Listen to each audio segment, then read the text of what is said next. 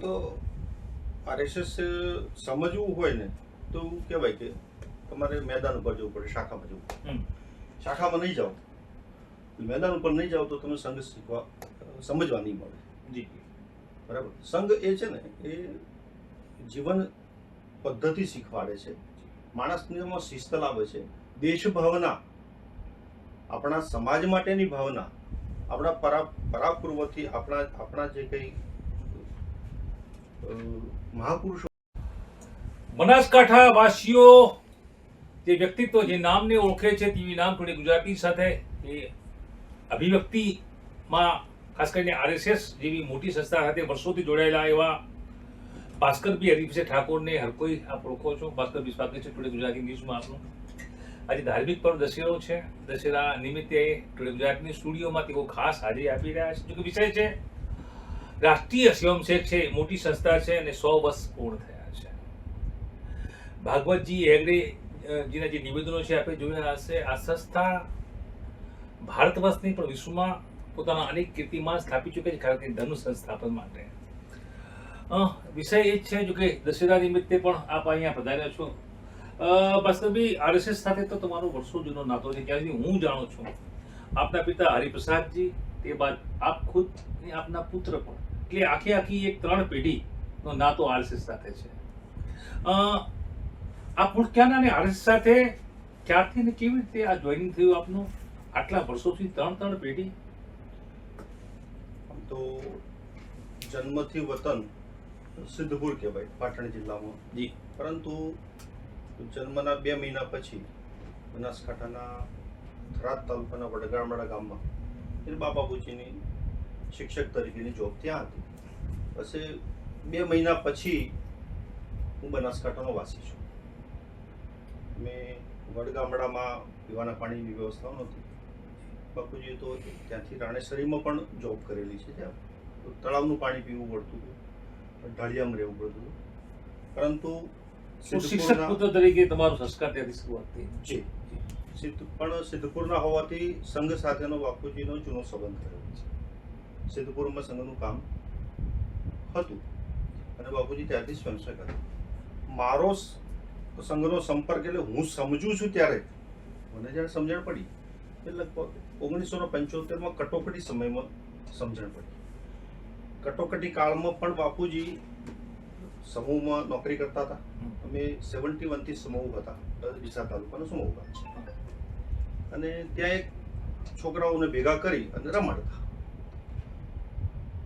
કટોકટી હતી એટલે કે ધ્વજ લગાવવાનો સંઘ ઉપર પ્રતિબંધ હતો, એટલે એવો કંઈ વિષય નહોતો.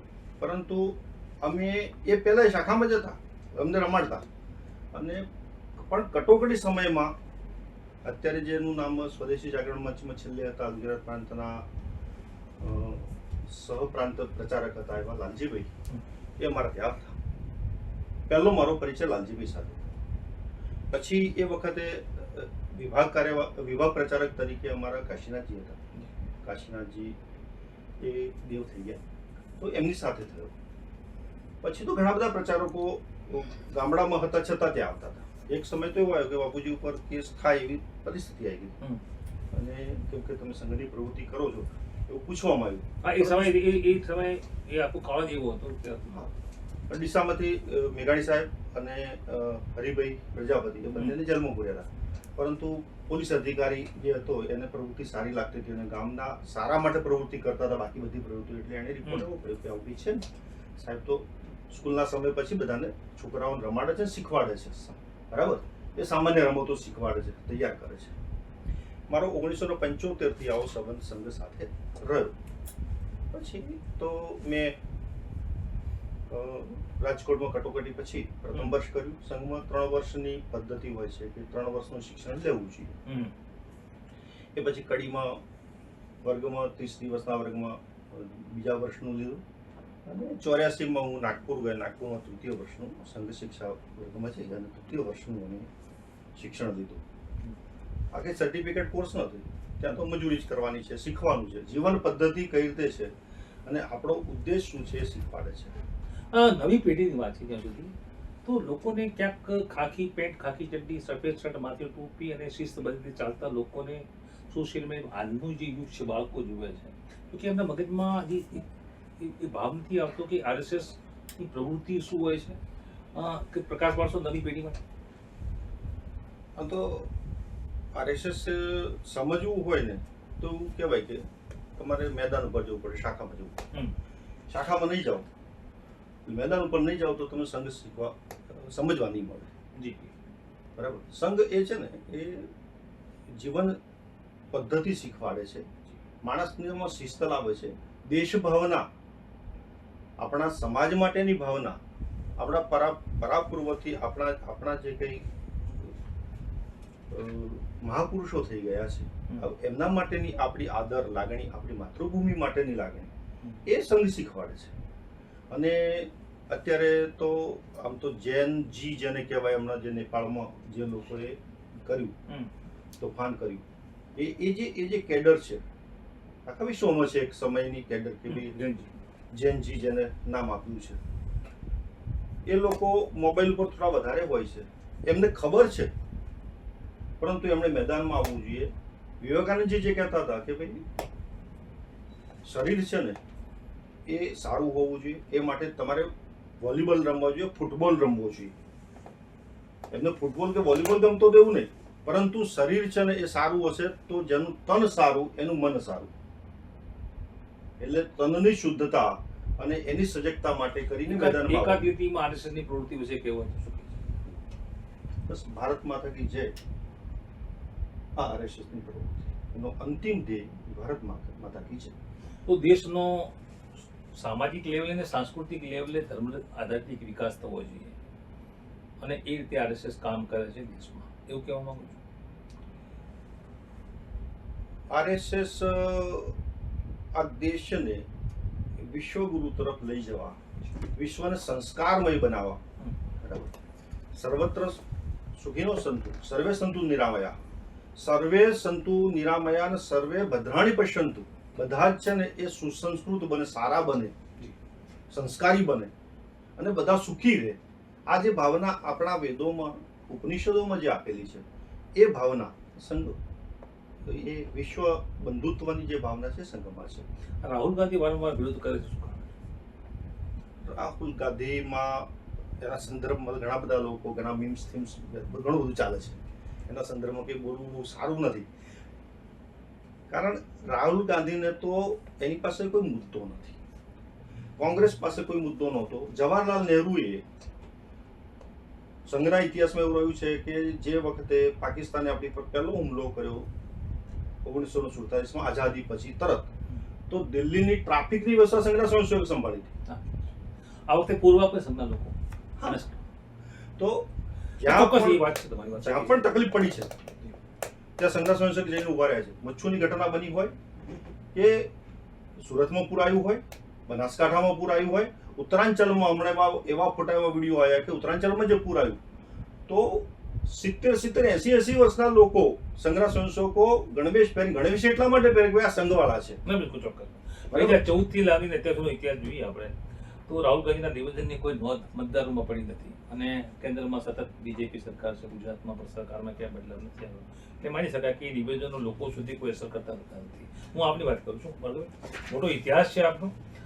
તમારું બીકોમ એલએલબી પણ આપણે કર્યું છે અને 96 થી સંગઠન રાધનપુર, સારથપુર, થરાદ વિધાનસભા, 2002 મહામંત્રી સંગઠન જિલ્લો પાટણ, 2007 મહેસાણા જિલ્લો સંગઠન મહામંત્રી, 2008 સંગઠન બોસોર વિધાનસભા, 15 બનાસકાંઠા કોર કમિટી સદસ્ય, ચૂંટણી ઇન્ચાર્જમાં ખાસા રહ્યા છે. મોટી લાઈન છે, વાર્તા જવું તો અડધો કલાક આમાં જ નીકળી જશે. આટલી બધી સેવાકીય પ્રવૃત્તિઓ માટે સમેટે શું એક ભગવાધારી જે સાધુ હોય, બસ એ રીતનું આ કામકાજ છે. પરિવાર પરિણિત છો? બાળકો છે, સાદું કામ કરે છે કે કામ કરે છે? અલગ અને અલગારી પોકારી ઘરથી થોડો લઈ નીકળી પડે અને એને આગળ પાછળ કોઈ ના, એ આટલું કરી શકે. કારણ કે એ રીતે મેં જોઉં છું તે રીતે આટલી બધી હું કરું છું એવું નથી. સંઘના બધા સ્વયંસેવક આવું કરે છે. વ્યવસાયમાંથી સમય કાઢીને 1 કલાક તો સમય કાઢવાનો જ, રોજનો એક સમય 1 કલાક કાઢવાનો, પરંતુ રજાના દિવસે એ બીજે પ્રવાસ કરે છે સંઘના કામ માટે. તો બધા સ્વયંસેવક આવું કરે છે. અને એના કારણે આપણે ડેડિકેટેડ છે. સંગઠનના મહત્વના મુદ્દાઓ ખાસ કરીને જણાવશો. આટલી બધી સેવામાં સંગઠને મહત્વનું કામ કરશો. એટલે પ્રથમ વર્ષ કરીને આવ્યા પછી હું ડીસા ભણવા માટે આવ્યો હતો આદર્શ હાઈસ્કૂલમાં. એ પહેલાં જંગરાલ ભણતો હતો. બાપુજીને ગામડામાં રહેતા હતા એના કારણે. તો જંગરાલમાં શાખા ચલાવતો હતો. અહીંયા આવ્યો એટલે આ જૂની આદર્શ કહેવાય છે ડીસામાં. જૂની આદર્શનું મેદાન હતું. ત્યાં મને પહેલા ગટનાયક એટલે 20-25 લોકોને ગટ હોય, અલગ અલગ ભાગ હોય. એ ગટનાયક તરીકે મેં કામ કર્યું. અને પછી જ્યારે અહીં રહેવા માટે આવી ગયો પાત્ર ડીસા, તો એ શાખાનો મુખ્ય શિક્ષક બન્યો. પછી જૂની આદર્શમાં નવી આદર્શમાં એક શાખા ચાલુ કરી, સાયમ શાખા. સાંજે બધા છોકરાઓને ભેગા કરીને લઈ જવાના. મારી પાસે એક સાયકલ હતી. એવું કહેવાય છે કે ડીસાના 50-55 વર્ષના જેટલા લોકો છે જે અહીંયા રહેતા હતા, 50-55 વર્ષ પહેલા અહીંયા રહેતા હતા, એ બધા સાયકલ મારી સાયકલ ઉપર શીખ્યા છે. ઘેરથી નીકળવાનું, છોકરાઓ સાયકલ લઈ લે, 1, 2, 3, 4, 5 સોસાયટી નીકળે, બધાને ખબર પડે સમય થઈ ગયો છે એટલે બધા સીધા શાખામાં જઈએ. 100, 125, 150ની સંખ્યામાં શાખા ચાલતી હતી. કાર્યવાહ રહ્યો. સંઘની શારીરિક પ્રમુખની એક જવાબદારી હોય છે, તાલુકામાં શારીરિક પ્રમુખ રહ્યો. એ પછી જિલ્લાનો શારીરિક પ્રમુખ રહ્યો. જિલ્લા શારીરિક પ્રમુખ રહ્યા પહેલા હું વિસ્તારક તરીકે પ્રચારક થઈ છે એ પણ રહ્યો. 1 મહિનો વડગામ તાલુકામાં 80-81માં ગયો. 80માં 7 દિવસ માટે અંબાજી શાખા ચલાવવા માટે ગયો. તો અને એ પછી મને 91થી ભાજપની જવાબદારીમાં કામ સોંપાયું. એક ભાજપમાં કામ કરવાનું છે. મેં ધીમે ધીમે એનું કામ સમજવા માટે સમય લીધો. પણ પછી 97માં મને અધિકૃત રીતે પૂર્ણકાલીન સંગઠન મંત્રી લઈ ઘર બહાર વ્યવસાય છોડીને તમારે 28 થી 30 દિવસ કામ કરવાનું. એવું લગભગ 11 વર્ષ મેં કામ પહેલું બનાસકાંઠા હતું. બનાસકાંઠાની 2 વિધાનસભા હતી. પછી પાટણ જિલ્લો આવ્યો, પછી મહેસાણા જિલ્લો આવ્યો, અને પછી ઉત્તર ગુજરાતના 4 જિલ્લા હું જોતો હતો. છેલ્લે મારી જવાબદારી એ આણંદમાં.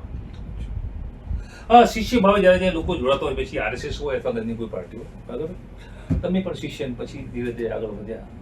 પાર્ટી સેવા કાર્ય જોતું રહ્યું. તમારી મહત્તા, તમારી કામની કાર્યદક્ષતા, તમારું સમર્પણ જોઈને તમે વિવિધ હોદ્દા પણ આપ્યા છે. તમે પણ એ બાદ ગુરુવર ભાવે કેટલાક શિષ્યો તૈયાર કર્યા છે. કોઈ નામાંકિત નામ શિષ્યો એવા તમારા? હા, તો શિષ્ય નહીં કહેવું, આ શિષ્ય ગુરુ પરંપરા છે નહીં. પરંતુ હું જ્યારે શાખા ચલાવ ત્યારે બનાસકાંઠામાં ઘણા બધા લોકો છે કે જે એ મારી શાખામાં આવતા. 5 નામ કોઈ કે આવી સારી જગ્યા હોય. એક પદ્મશ્રી ગેનાજી. હા, બિલકુલ. ગેનાજી પટેલ દાડમના ખેતી કરે છે. મારા મિત્ર છે. 2 પગ નહોતા, પરંતુ એ શાખામાં હતા.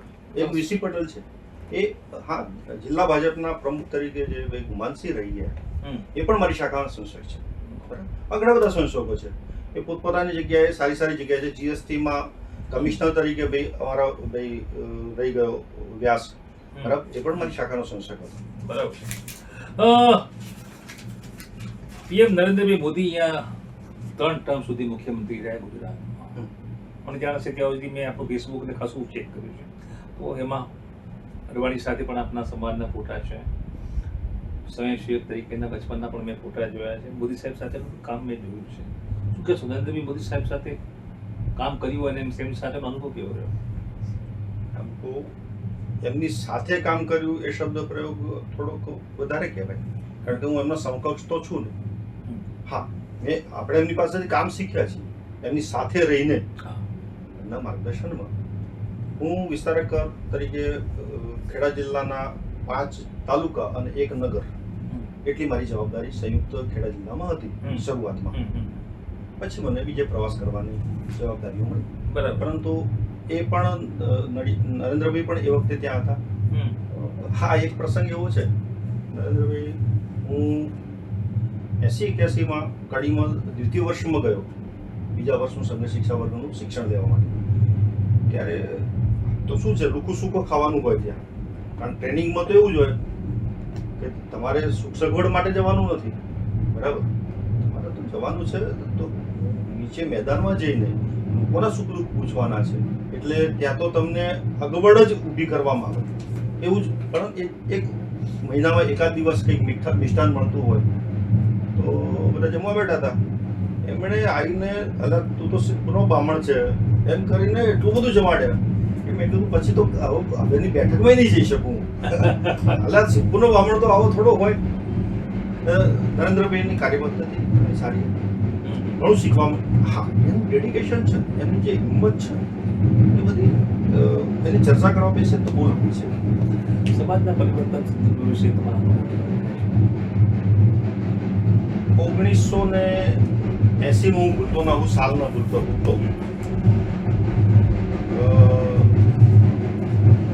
તામિલનાડુના મદુરાઈની પાસે બરાબર મીનાક્ષીપુરમ કરીને એક નાનકડું ગામ હતું.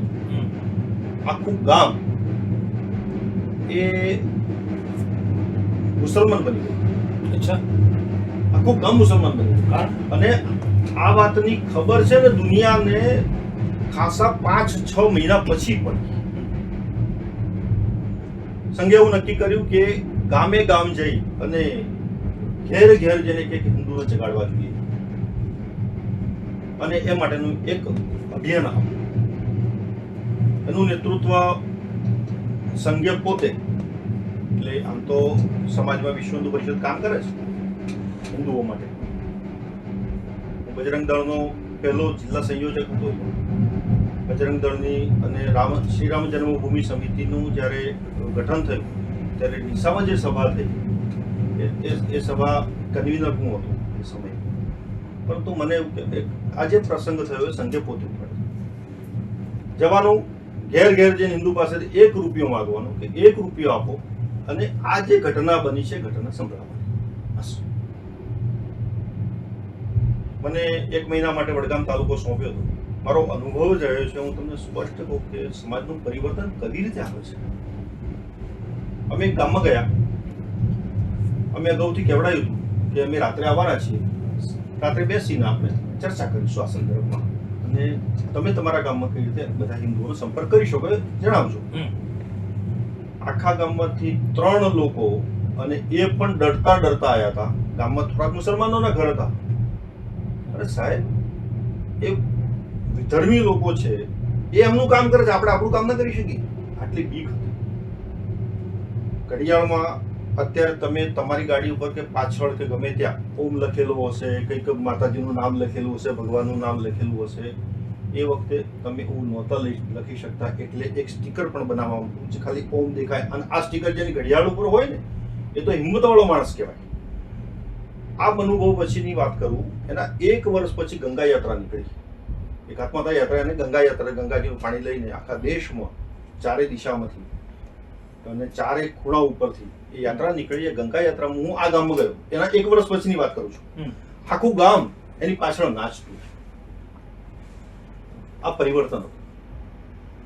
બીજું પરિવર્તન આવ્યું, રામ જન્મભૂમિનું આંદોલન ચાલ્યું, એમાં પરિવર્તન આવ્યું. હિન્દુઓ જાગૃત થયા. પરંતુ લોકોના મગજમાં એક વસ્તુ છે, આરએસએસની સક્રિયતા, જાગૃતિ અભિયાન, ધર્મ, દેશ સેવા, સ્વદેશી વસ્તુની હિંમત. આજે ખાસ કરીને મોહન ભાગવતજીએ બોધનમાં કહ્યું છે દશેરા નિમિત્તે આયાત જે છે, તો આયાતથી આપણે દુઃખી થઈએ છીએ, ક્યાંક ટીડીપી નીતિઓ નડતી હોય છે, તો સ્વદેશી અપનાવવાની પણ વાત કરી છે. કેટલું પરિવર્તન આરએસએસનું દેશ માટે સક્રિય રાજનીતિમાં, સક્રિય રાજ્ય સરકારોને, ખાસ કરીને કેન્દ્રમાં જ્યારે પીએમ મોદી, કેટલું યોગદાન તમારી દ્રષ્ટિએ કેટલું? આજે દશેરો છે, હા, ભગવાન રામ આજે અસત્ય પર સત્યની જીતનો દિવસ છે. આજે દર્શકોને કહો કે કેટલું યોગદાન. અને સંઘને ગઈકાલે એની સ્થાપનાના 100 વર્ષ ગઈકાલે પૂરા થયા છે. આજે 101મા વર્ષની અંદર એણે પ્રવેશ કર્યો છે. તમે હમણાં મને પૂછતા હતા કે હું કોઈ તમારી શાખામાં આવતા હોય એવાથી તમારા તો હું જુનાડીસા શાખા લેવા જતો હતો. અઠવાડિયે 1 વખત જુનાડીસા જતો. દિનેશભાઈ અનાવાડિયા રાજ્યસભાના સભ્ય, મારા પડોશી છે. અચ્છા, તો દિનેશભાઈ અનાવાડિયા એ વખતે ત્યાં રહેતા હતા અને ડીસા ભણવા આવતા હતા. મારા પણ ક્લાસમેટ હતા, પણ હું શાખા લેવા જતો હતો, એ શાખામાં આવતા હતા. આ તમે જોયા છે એમને. એટલે બહુ જૂજ રાજનેતા હતા. હા, સંઘે શું કર્યું છે? સંઘે માણસને જગાડવાની પહેલ કરી છે. માણસ ઊભો થાય, સંસ્કારી બને અને એ દેશ માટે, સમાજ માટે, ધર્મ માટે વિચારતો થાય. ધર્મ એટલે નહીં કે સામેવાળાને મારી નાખવો, પણ એકેશ્વરવાદ જે છે કે મારો જ ભગવાન મોટો. બરાબર? કેટલા પાખંડ ચાલે છે. ક્રિશ્ચનો કરતા હશે, મુસલમાનો કરતા મને એમાં કહેવામાં છોછ નથી, કારણ કે આ ઉઘાડો ઇતિહાસ છે માટે. બરાબર? તો એવા પાખંડીઓ જે લોકો છે કે અમારા ભગવાન સિવાય બીજા કોઈ ભગવાન નહીં, તો એ બરાબર નથી. તમે પૂજા પદ્ધતિ ગમે તે અપનાવો ને, પરંતુ આ દેશ, શું શિવાજી મહારાજ એ આ દેશના, એ આપણા આરાધ્ય નથી? શું ભગવાન રામ એ આપણા આરાધ્ય નથી? કૃષ્ણ એ આપણા આરાધ્ય નથી? મહારાણા પ્રતાપ એ આપણા મહાપુરુષ નથી? મીરાબાઈ તો એ આપણા સૌથી શ્રેષ્ઠ ભગત નથી? તો આવા ભક્તો, આપણી પરંપરાના જે લોકો છે એ લોકોને આપણે સ્વીકારી નથી શકતા. એ મારો યુગ પુરુષ છે એવું જો સ્વીકારે, આ માતૃભૂમિ મારી માતૃભૂમિ છે અને આનું ખરાબ નહીં થવું જોઈએ. અરે પાકિસ્તાનની સાથે આપણી ભારતની મેચ ચાલતી હોય અને પાકિસ્તાન જીતે તો ફટાકડા ફોડવામાં આવે. તો આ જે માનસિકતા છે, આ માનસિકતા બદલવી જોઈએ. અચ્છા, વાત તમે કરી સ્વદેશીની ને, આપણા ત્યાં એવી પદ્ધતિ હતી કે કોઈ પણ શુભ પ્રસંગ કે કોઈ ખરાબ પ્રસંગમાં અલગ અલગ વસ્તુઓ ભેગી કરવાની પદ્ધતિ છે, ખબર છે? ધારો કે શુભ પ્રસંગ છે તો તોરણ બાંધવા માટે માળી આવે, તમારે ગણેશ માટલી માટે જવું પડે, તમારે અત્યારે નવરાત્રી આજે જ પૂરી થઈ, તો નવરાત્રીમાં ઘડો લેવા જવું, પણ એ તમે જૂનો ઘડો ના ચાલે. કેમ? નવો જ લાવવો પડે. કેમ નવો લાવવો પડે? જૂનો કેમ ના ચાલે? કેમ આ બધી સિસ્ટમ ઊભી થઈ? તો ભાઈ તમે ઘડો લેવા જશો તો એ પ્રજાપતિનું, એ કુંભકારનું, એનું ઘર એના ઉપર ચાલશે. ગામનો મોચી હોય એની પાસે જ ચંપલ સીવડાવવાના થાય. આપણે એ જ પહેરતા હતા. બ્રાન્ડ આવી ગઈ એટલે હવે લોકોને બ્રાન્ડ ગમે છે. કોઈ પણ પ્રસંગમાં, સારા કે નરસા પ્રસંગમાં ઢોલ વગાડવામાં આવે છે. એ ઢોલ વગાડવા વાળો જે માણસ આવે એ 2 રૂપિયામાંથી કમાય છે. સમાજને એકબીજા સાથે સંકળવાનું કામ છે ને, એ આપણા ત્યાં હતું. અને આ સ્વદેશી છે. સ્વદેશીનો સંઘના સ્વયંસેવકોએ શું કર્યું કે ધારો કે હું મેડિકલ સ્ટોર ચલાવતો હતો, તો મારા વ્યવસાયના ક્ષેત્રમાં આ બધા સંસ્કારો, એથિક્સ કઈ રીતે મૂકી શકાય? મારો સતત વિચાર એવો હોય કે આ કરાય, આ ન કરાય. તો સારું જે કરાય દેશ માટે હોય. ડુપ્લિકેટ દવા ન વેચાય એટલે ન વેચાય મારાથી. બરાબર? આ સંસ્કાર ઊભું કરવાનું કામ એ સંઘે કર્યું, સંઘના સ્વયંસેવકોએ કર્યું. એ અલગ અલગ ક્ષેત્રમાં, જે અલગ ક્ષેત્રમાં મજૂર હતા તો મજૂર ક્ષેત્રમાં કામ કર્યું. પેલા કિસાનમાં હતા તો કિસાનમાં કર્યું. વિદ્યાર્થીઓમાં તો વિદ્યાર્થી, અખિલ ભારતીય વિદ્યાર્થી સંગઠનમાં, આરએસએસમાં મેં જોયું કે જેમ કે મોદી સાહેબ ત્યાંથી જ આવે છે. 2022 ચૂંટણી જેવી મને વાત છે અને મારી ચેનલમાં પણ ઇનપુટ આવ્યા હતા કે આપનું નામ છેક વિધાયક તરીકે ચાલ્યું હતું કે આપે તો ક્યારેય સંગઠન એટલે કે કામગીરી સેવા કરી હોદ્દાનો મોહ પણ રાખ્યો નથી.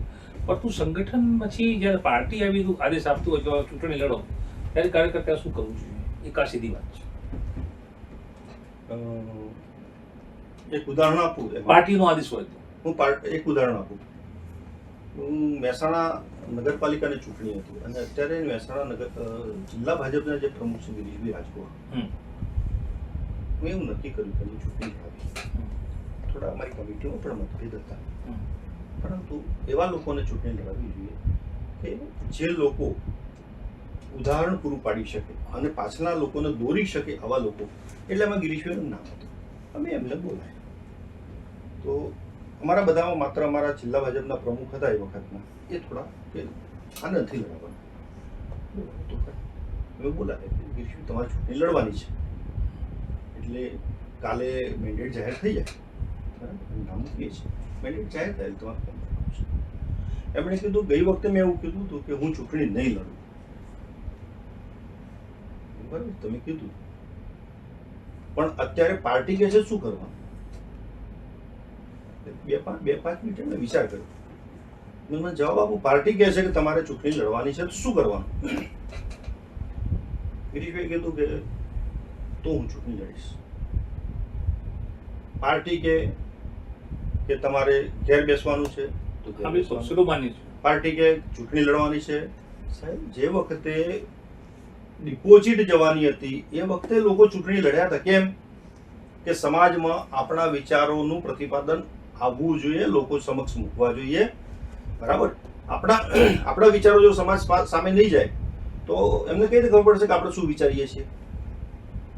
અને પાર્ટી કે છે માટે લડવાનું. પાર્ટી કે ચૂંટણી લડવાની તો ચૂંટણી લડે, પાર્ટી કે ઘેર બેસવાનું તો ઘેર બેસવાનું, પાર્ટી કે તમારે આ જવાબદારી. એટલે અમારા મતે, મારા પોતાના મતે પણ આ બધી જે કંઈ કામ કર્યું છે એ જવાબદારીઓ નહોતી, એ મારા હોદ્દા નહોતા, બધી મારી જવાબદારીઓ હતી. પાર્ટી કહે છે કે તમારે આ કરવાનું છે, મારી જવાબદારી છે. પાર્ટી કહે છે તમારે જિલ્લામાં કામ કરો તો મારી જિલ્લાની જવાબદારી છે. એ મારો હોદ્દો નથી અને જવાબદારી માગીએ છીએ માટે કામ કરાય છે. ક્યાંક કટ્ટરતા શબ્દ આવતો હોય છે. કટ્ટરતા શબ્દો મીડિયા ખૂબ છૂટથી વાપરતી હોય છે. કટ્ટર હિન્દુત્વવાદી નેતા તરીકે ઉત્તર ગુજરાતમાં ક્યાંક નામ આવતું હોય, હું છેલ્લા 3 દાયકાની વાત કરું છું, તો ક્રમાંક 1 પર તમે હતા, મેં અનુભૂતિ હતી. અને હવે પણ ઘણા બધા નેતા છે. તમારી દ્રષ્ટિએ આરએસએસ સંગઠનમાં જોડાયા પછી આદર્શતા, ધર્મ અને ધર્મ આધારિત ઊભી થતી કટ્ટરતાવાદી નીતિ શું કહેશો? એક વસ્તુ છે કે ભાઈ તમે હિન્દુત્વનું કામ કરો છો એટલે તમે હિન્દુના કટ્ટર છો, એટલે તમે મુસલમાનના દુશ્મન છો. ના, આપણે કસરત કરીએ છીએ સવારે કોના માટે કરીએ છીએ? પોતાના શરીરના સ્વાસ્થ્ય માટે કરીએ છીએ. આપણું શરીર સારું રહે, બરાબર, આપણે તંદુરસ્ત રહીએ, આપણામાં શક્તિ રહેવી જોઈએ. એનો અર્થ એવો નથી કે પેલાને મારવો છે. હા, એ જો બદમાશી કરશે અને આપણે એની સાથે લડવાનું થશે તો આપણે સક્ષમ છીએ, પરંતુ આપણે એને મારવા માટે નથી કરતા. આપણો ઉદ્દેશ તો હંમેશા છે ને એ પોઝિટિવ છે. આપણે સકારાત્મક જઈ રહ્યા છીએ, બરાબર. સકારાત્મક જવાના કારણે સંઘે આ બધું કામ ઊભું કર્યું છે. કટ્ટરતાની વાત જે તમે મને કરી કે તમે તમારું નામ કટ્ટરતામાં હતું, હા, હું હિન્દુત્વ માટે જ કામ કરતો હતો. હું બ્રાહ્મણ તરીકે જન્મ્યો છું અને હું સમાજમાં સમરસતા ઊભી થાય, બધી જ્ઞાતિઓ ભેગી થાય અને સર્વે હિન્દુ સહોદરા આ થાય અને આ દેશની પ્રગતિ થાય. આ દેશની પ્રગતિમાં આ દેશને ઊભા રહેવા માટે આ આપણા સનાતન સમાજને ટકાવવા માટે કરીને જે કંઈ કરવું પડતું એ કરાય. એમાં પછી આપણી છબી સારી હોય, કોઈ ગુંડો પણ હોઈ શકે. હાલની નવરાત્રીમાં આ વસ્તુ બહાર આવી છે. ક્યાંક ને ક્યાંક મોટા મોટા ગરબા આયોજકો ફફડતા હોય છે કે હમણાં આરએસએસ અથવા બજરંગ દળ અથવા વીએચપીના કાર્યકરો આવશે અને ક્યાંક ધમાલ થશે, અને એ ફફડાટમાં ધર્મની રક્ષાનો ક્યાંક એક અવાજ પણ હોય છે. શું કહેશો? એ જે ફફડાટ છે ને, એ ફફડાટ, તમે તમારી ગાડી ચલાવો છો, તમારી પાસે ગાડીનું લાયસન્સ છે, ગાડીના કાગળિયા છે, તમારું ડ્રાઇવિંગ લાયસન્સ છે, તમારી પાસે વીમો છે, બધું જ છે, તમે બેલ્ટ બાંધ્યો છે અને તમે 80ની સ્પીડના રોડ ઉપર તમે 80ની સ્પીડથી ઉપર જતા જ નથી, તો તમારે ડરવાની ક્યાં જરૂર છે? બરાબર છે. જે લોકો ડરે છે ને ફફડે છે એ લોકોએ અશ્લીલતા ફેલાવવી છે, એમને ધર્મના નામે ધંધો કરવો છે, એવા લોકો ફફડે છે. જેને ધર્મના નામે ધંધો નથી કરવો એવા લોકો તો શેના માટે? ભાઈ તમારે ગરબા જે ટ્રેડિશનલ ગરબા કરવા છે કરો ને. તમે ઉઘાડા કપડાં પહેરીને મને જે વિડીયો હમણાં જાહેર થયા ને, તો એવા પ્રકારના અસંસ્કારી, આ તો માતાજીનું પર્વ છે, એની ભક્તિનું પર્વ છે, એને તમારે એ ભક્તિના પર્વમાં માતાજીની આરાધના કરવાની છે. પરંતુ શબ્દ પ્રયોગ શું થાય છે કે અમે ગરબામાં નાચવા જઈએ છીએ, ગરબા ગાવા નથી જતા, અમે ગરબામાં નાચવા જઈએ છીએ. આ નાચવા જવાનો જે પ્રયોગ છે, એટલે ગરબાના બદલે બીજું કઈ વાતો, માં મને હોલરડું બીવરાવે, આ કોઈ ગરબો છે? માતાજીની આરાધના છે? એના કરતા અશ્લીલ વાતો આવે છે. તો પછી એવી અશ્લીલ વાતો કમાઈને લોકોને ગેરમાર્ગે દોરીને પૈસા કમાઈ લેવા વાળા લોકો છે, એ જ ફફડે. સારા લોકો નથી ફફડતા. શબ્દના પ્રયોગ અમે પણ સાંભળ્યા છે. પરી હું મેં મુજે ન છૂના ના બધા શબ્દો ફિલ્મોમાં ગવાતા હોય છે. તો આ અશ્લીલતા જ છે. અશ્લીલતા છે. તો હમણાં એક વાત તમે કહી દઉં, ટ્રમ્પની હમણાં આજે છાપામાં હેડલાઇન હતી કે ભાઈ એમની પાસે સરકારી જે નાણાં છે જી. એમની પાસે આવવાના બંધ થઈ ગયા. હમ. એટલે સરકારનું એમનું તંત્ર 7 અઠવાડિયા સુધી પણ ચાલી શકે એમ નથી. હમ. બરાબર. એટલે શટડાઉન અમેરિકામાં ચાલુ થયું. હા. ટ્રમ્પે આપણને બહુ હેરાન કર્યા, બરાબર છે. આપણા દેશને હેરાન કર્યા. પણ તે સ્વદેશીનો ઉલ્લેખ કર્યો એટલે માટે મને યાદ આવ્યું. આ બિલકુલ, આ તો બિલકુલ ખુલ્લા મંચથી ભાગવતજીએ આ વસ્તુને હા, આજે કીધું છે એમાં. અને સ્વદેશી આપણે એકબીજાના, જો પશ્ચિમી સંસ્કૃતિમાં એવું છે કે જીવો જીવસ્ય ભોજનમ, એક જીવ બીજા જીવનું ભોજન કરે છે. આપણા ત્યાં જીવો જીવસ્ય જીવનમ, એક જીવથી બીજો જીવ ટકે છે. શા માટે કોરોનામાં આટલા બધા લોકો બચી ગયા આ દેશમાં? ભૂખ્યો કોઈ નહીં મર્યું, સાચી વાત છે. દવાઓ મળી ગઈ, હા. લોકો ચેરિટી કરે છે, પોતાના ઘરમાંથી ધોધ વહેતો હતો. ધોધ વહેતો. અચ્છા, આજે આપણા ત્યાં એટલા બધા રામ રસોડા ચાલે છે. સેવા સરવાણીમાં તો ભારતને કોઈ પહોંચી ન મળે. તમે જાઓ ક્યાંય પણ લંગર ચાલતું હોય છે, તમને મફત ખાવા માટે મળે છે. તમારી ભાવનાને અનુરૂપ એક માણસ, એક ખેડૂત અનાજ પકવે છે, શું થાય છે? બ્રાહ્મણ એના ત્યાંથી લઈ જાય છે. એ ગામનો ચમાર કે જે કોઈ જ્ઞાતિનો માણસ છે, જે ઢોર ખેંચવાનું બિચારો કામ કરતો હશે, એ માણસ એના ત્યાંથી લઈ જાય. સાધુ પણ એના ત્યાંથી લઈ જાય છે. ગામનો વાળંદ એના ત્યાંથી લઈ જાય છે. ગામનો પ્રજાપતિ એના ત્યાંથી લઈ જાય છે. આ બધાને એ આપે છે. આ બધા કોણ કહેવાય? એના ગ્રાહક છે. એની જરૂર પડે, જ્યારે ખેડૂતની જરૂર પડે, એના ત્યાં પ્રસંગ હોય ત્યારે આ બધા લોકો ખડે પગે હોય છે. અને એના બદલામાં જ્યારે ખેડૂત અનાજ પકવે છે ત્યારે એમને આપે છે. આ આપણી એકબીજાની સાથે રહેવાની, એકબીજાને ટેકો કરવાની જે ભાવના છે, આ સ્વદેશી ભાવના છે. મારા ગામનો મોચી કામ કરતો હોય ને ચંપલ બનાવતો હતો, મારે શાના માટે રેડ ચીપના બૂટ લેવા માટે જવાનું? હા, એ બનાવવા ના પહેરી શકું. મારે બ્રાન્ડના જ કપડાં પહેરવા છે કે ભાઈ આ બ્રાન્ડ જ જોઈશે, પોલો જ જોઈશે કે કઈ ઘણી બધી બ્રાન્ડો છે ને, આ બ્રાન્ડ વગર મને નહીં ચાલે. તો આ જે માનસિકતા છે, આ ગુલામીની માનસિકતા છે. બરાબર. આ મૂડીવાદી માનસિકતા છે. મૂડીવાદીઓએ એમનો ધંધો કરવા માટે ઘણું બધું કર્યું છે. કેમ તમે કોકા કોલા લીંબુનું શરબત ન પીશો? લીંબુ શરબત પીશો તો સ્વાસ્થ્ય સારું રહેશે. લીંબુ શરબત પીશો તો ખેડૂત કમાશે. કોકા કોલામાં તો શું આવે છે? કોકા કોલામાં તો કેમિકલ આવે છે. અને આપણા પૈસા બહાર જાય છે. અચ્છા, પૈસા બહાર જાય છે, એની સાથે એ પૈસા પાછા આવીને આપણી વિરુદ્ધમાં વપરાય છે. શા માટે આજુબાજુના દેશોની અંદર મોટી વાત ના કરીએ, પણ આજુબાજુના દેશોની, ભારતની આજુબાજુના દેશોમાં જે કંઈ થયું એમાં ડીપ સ્ટેટનો કન્સેપ્ટ હતો કે એમના જાસૂસો, એમના લોકોને ભરમાવતા હતા. એટલે જૈનજીની જે વાત છે, જૈનજીએ સતર્ક રહેવું જોઈએ અને એમણે દેશના માટે કામ કરવું જોઈએ. સાચી વાતો, અત્યારે મોબાઈલમાં ખોટી વાતો બહુ આવે છે, તો એ સાચી વાતો તરફ એમણે જવું જોઈએ, એમણે સમજવું જોઈએ કે આમાં સાચું શું છે. છેલ્લો સવાલ ભાઈ, દશેરાનો આજે દિવસ છે. આજ થોડી ગુજરાતી ન્યૂઝ સાથે આપ જોડાયા છો. ધાર્મિક પર્વ છે. ડીસામાં 2012 બાદ પ્રથમ એટલે કે 13 વર્ષ બાદ શ્રી રામ સેવા સમિતિ દશેરાનો આજે પાલનપુરમાં તો વર્ષો થાય છે. આરએસએસ સાથે જોડાયેલા છો. આરએસએસની ભાવનાઓ પણ ખાસ કરીને આ ધાર્મિક પર્વ માટે બહુ ઉન્નત હોય છે. છેલ્લો સંદેશ શું આપશો આજના દિવસ માટે, આજના મહાત્મમાં? અસત્ય ઉપર સત્યનો વિજય છે. અસત્ય ઉપર અસત્યનો વિજય છે. સંઘ ઉપર આક્ષેપો કર્યા પછી, એની ઉપર પ્રતિબંધો મૂક્યા પછી આજે સંઘ નિખરીને બહાર આવ્યો છે. આ 100 વર્ષ પૂરા એને 100 વર્ષ પૂરા કર્યા છે. 101મા વર્ષમાં જ્યારે આરએસએસે પ્રવેશ કર્યો છે જી, તો આ અસત્ય ઉપર સત્યનો વિજય છે. બિલકુલ. લોકોએ સ્વદેશી બનવું જોઈએ. લોકોએ પોતાના ગામનો વિચાર કરવો જોઈએ. જો ગામનું હિત થતું હોય તો મારું હિત નહીં. બરાબર. જો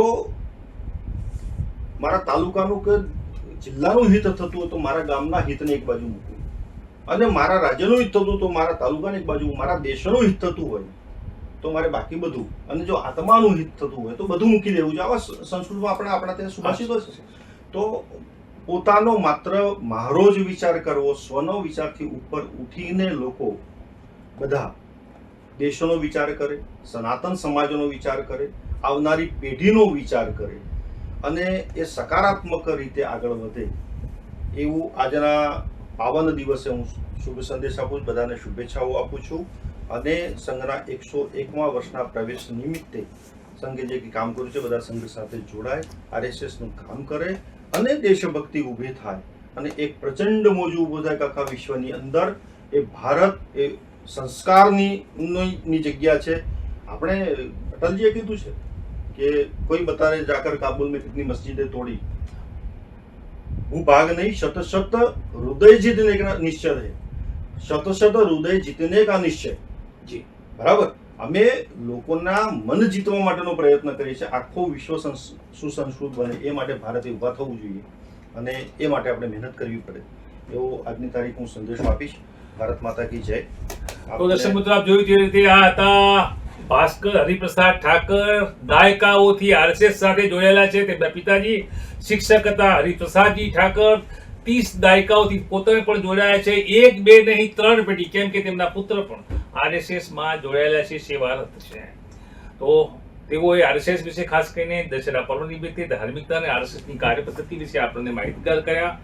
આપનું સ્વાગત છે પુનઃ, અને આ રીતે જ લોકોની સેવા સાથે આપનું જે આ સેવા કાર્ય છે આગળ ધપાવો તેવી શુભકામનાઓ ગુજરાતની જાતે પાઠવે છે. નમસ્કાર. નમસ્કાર.